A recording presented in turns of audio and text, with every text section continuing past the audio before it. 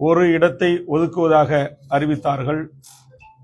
நாங்கள் அப்போது ஒரு இடத்தை நாங்கள் ஏற்றுக்கொள்ள முடியாது என்றும் எங்களுக்கு கூடுதலான இடங்களை ஒதுக்க வேண்டும் என்றும் அதற்கும் அடுத்தபடியாக இடங்களை ஒதுக்குவதில் முன்பின் இருந்தாலும் தமிழக வாழ்வுரிமை கட்சிக்கென்று ஒரு கொள்கை, கோட்பாடு, லட்சியம், ஒரு அறம் சார்ந்த அரசியலை நாங்கள் மேற்கொண்டு வருகிறோம். அதனால் தமிழ்நாட்டில் வாழ்கின்ற கோடிக்கணக்கான தமிழ் மக்களின் உணர்வுகளும் தமிழ்நாட்டின் படித்த இளைஞர்களுடைய வேண்டுகோளும் உலகம் முழுவதும் வாழ்கின்ற புலம்பெயர்ந்த எமது ஈழ உறவுகளின் வேண்டுகோளையும் உள்ளடக்கி விவசாயிகள், மாணவர்கள், மீனவர்கள், தாய்மார்கள், பல்வேறு தரப்புகளின் கண்ணீரை துடைக்கின்ற கோரிக்கைகளான ஒரு 10 அம்ச கோரிக்கைகளை முன்வைத்து பேச்சுவார்த்தை குழுவுடன் வழங்கி எங்களில் இடங்களில் கூட எங்களுக்கு பிரச்சனை இல்லை, இந்த கோரிக்கைகளை உடனடியாக நிறைவேற்றி தருவதற்கு மாண்புமிகு தமிழ்நாடு முதலமைச்சர் அவர்கள் ஆவண செய்ய வேண்டும் என்று நான் வலியுறுத்தியிருந்தேன். அதே கோரிக்கைகளை பல ஆண்டுகளாக தமிழக சட்டமன்றத்தில் நான் வலியுறுத்தி பேசியிருந்தேன். கவன ஈர்ப்பு, ஒத்திவைப்பு தீர்மானங்கள், நேரமில்லா நேரத்தில் அரசின் கவனத்தை ஈர்ப்பது போன்ற நடவடிக்கைகளில் ஈடுபட்டு அந்த கோரிக்கைகளுக்கான அழுத்தம் தருகின்ற வகையில் சென்னை சட்டமன்ற வளாகத்திற்கு வெளியே வந்து எனது அருமை பத்திரிகை ஊடக நண்பர்களின் சார்பாகவும் மாண்புமிகு முதலமைச்சருக்கும் தமிழக அரசுக்கும் நான் வேண்டுகோள் முன்வைத்தேன். ஆனால் தமிழ்நாடு அரசு, திராவிட முன்னேற்றக் கழக தலைமையிலான திமுக அரசு அந்த கோரிக்கைகளை குறித்து அவர்கள் சிறிதளவும் அவர்கள் பொருள்படுத்தவில்லை.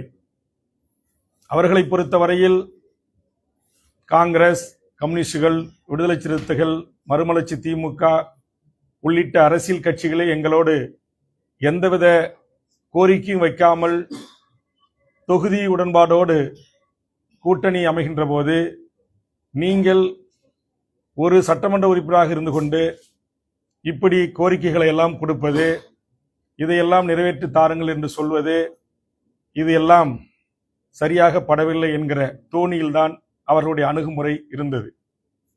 என்னை பொறுத்தவரையில் தமிழ்நாட்டில் இதுபோன்ற தேர்தல் காலங்களில் அரசியல் கட்சிகள் தமக்கு வாக்களித்து வெற்றி பெற செய்கின்ற அந்த மக்களுக்கு ஏதாவது ஒரு நன்மை பயக்கக்கூடிய வகையில் செயல் திட்டங்களை நாம் கூட்டணி தலைமையாக ஏற்றுக்கொண்டிருக்கின்ற அரசியல் கட்சியிடம் வலியுறுத்தி அதை நடைமுறைப்படுத்துகின்ற போதுதான் அந்த மக்களுக்கு பயனளிக்கும். குறிப்பாக நான் இருக்கின்ற நெய்வேலி பகுதியில் வீடு, நிலங்கள், கோயில், சர்ச்சுகள், மசூதிகளை இடித்து மக்களை முழுவதுமாக அங்கொன்றும் இங்கொன்றுமாக சிதறவிட்டு நிலங்களை கையகப்படுத்தி ஒன்றிய அரசு நிலக்கரியை வெட்டியெடுப்பதற்கு மாநில அரசு துணையாக நிற்பது, பரந்தூர் விமான நிலையத்துடைய நீர்நிலைகளை அழித்து விவசாய மக்களை, அந்த பகுதியினுடைய பூர்வீக குடிகளை அகதிகளாக ஆக்குவது, அம்பானி அதானியினுடைய துறைமுகத்துக்கு பல லட்சக்கணக்கான கடல் மைல் தூரத்தை நீண்ட நாள் குத்தகைக்கு விடுவது, அதுபோன்று பல்வேறு ஹைட்ரோ கார்பன், மீத்தே, ONGCக்கு அனுமதி, அதுபோல் டங்ஸ்டனுக்கு அனுமதி, அதுபோன்று தொழிலாளர் விரோத சட்டத்திற்கு அனுமதி, அதுபோன்று தனியார் பல்கலைக்கழகங்கள் லாபம் ஈட்டுவதற்கு, கல்விக் கொள்ளை அடிப்பதற்கு சட்டங்களை திருத்துவது, இது அத்தனையிலும் ஒற்றை ஆளாக இருந்து கடந்த 5 ஆண்டுகளாக சட்டமன்றத்தில் நான் போராடி இருக்கிறேன். அதை எனது அருமை பத்திரிகை ஊடக நண்பர்கள் அறிவார்கள். என் தமிழ் சமூகத்திற்கு நான் குரல் கொடுப்பது அங்கிருக்கின்ற மூத்த அதிகாரி பெருமக்களுக்கு ஏற்புடையதாக இல்லை. அவர்கள் தொடர்ந்து வேல்முருகன் திமுக அரசுக்கு, இந்த அரசுக்கு மிகப்பெரிய ஒரு குடைச்சலாக இருக்கிறார் என்கிற தகவலை அவ்வப்போது முதலமைச்சருக்கும் அமைச்சர் பெருமக்களுக்கும் அவர்கள் சொல்லிக்கொண்டே இருந்தார்கள்.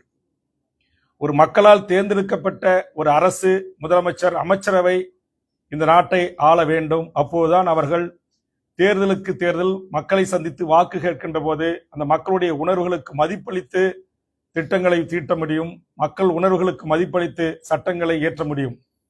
ஆனால் திமுக அரசை பொறுத்தவரையில் ஒரு குறிப்பிட்ட விரல் விட்டு எண்ணக்கூடிய அதிகாரிகளின் ஆட்சிதான் தமிழ்நாட்டில் இந்த நிமிடம் வரையிலும் கூட நடந்தேறி வருகிறது என்று நான் பலமுறை பகிரங்கமாக குற்றம் சாட்டியிருக்கிறேன்.